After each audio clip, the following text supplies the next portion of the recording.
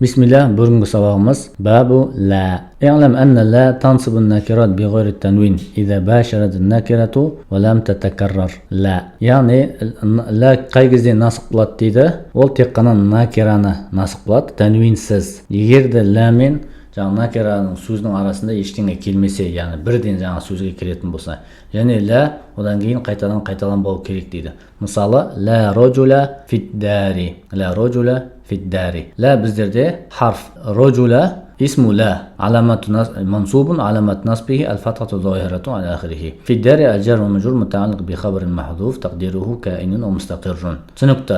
Егерде ла насып қылу үшін біздер шарттан орындаймыз. Ол жаңағыдай танвинсіз накирамен келеді, және ла ол бірден келу керек жаңа сөздің алдында, және ла қайталанбау керек. Ал енді фа илнам тубаширха ваджаба рафу ваджаба тикрару ла. Ал егерде ла мен жаңа насып қылайын деп отқан сөздің накираның сөзінің арасын біздер ажырататын болсақ, яғни басқа сөз келіп қалатын болса оның ортасына, онда ол раф болу керек, және ланы қайтау уәжіп болады дейді. Мысалы, ла фиддари рожулун валамраатун. Ла фиддари рожулун валамраатун. Яғни ла келді, содан кейін ортасында фиддари келді, ажар мажрур, және рожулун келді. Рожулун. Яғни бұл жерде біздер марфун болады. Валамраатун қайталанып тұр. لا. Ал егер فإن تكررت لا جاز إعمالها وإلغاؤها فإن شئت قلت. Яғни егерде ла бірден келеді жаңа сөзден кейін, накирадан кейінгі сөзден, бірақ қайталанып тұрады. Ол кезде біздерге оны насып қылуға да болады, немесе оны насып